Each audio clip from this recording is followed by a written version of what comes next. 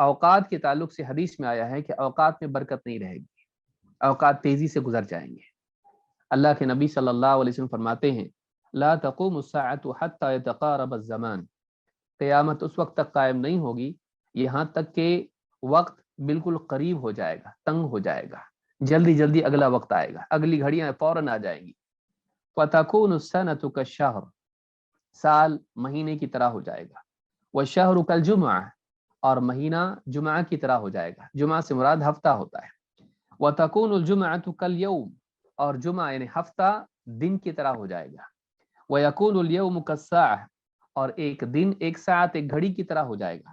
وَتَكُونُ السَّاعَةُ كَالضَّارِمَةِ بِالنَّارِ، اور ایک گھڑی ایک ساعت ایسی ہو جائے گی جیسے آگ کی چنگاری ہو، کہ جیسے کوئی چھوٹا سا لکڑی کا تنکا ہے، اس کو جلا دیا، جل کے فوراً گھاس جو ہے جل جاتی ہے، اس طرح سے فوری طور پر وقت نکل جائے گا۔ ساعت بالکل لمحات اور گھڑیاں گھنٹے تیزی سے نکل جائیں گے۔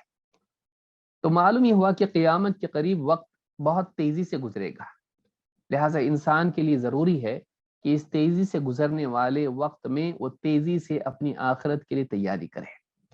مزید یہ کہ وہ اس گزرتے وقت میں بے برکتی کو ختم کرنے کے اسباب اختیار کرے، اسی کے ساتھ وہ اپنے اوقات کی صحیح تنظیم کرے تاکہ وقت یوں ہی گزر کے اس کی زندگی کو ختم نہ کر دے، اور کہیں ایسا نہ ہو کہ وہ اس گزرے ہوئے وقت میں اپنی آخرت کے لیے تیاری نہ کیا ہو۔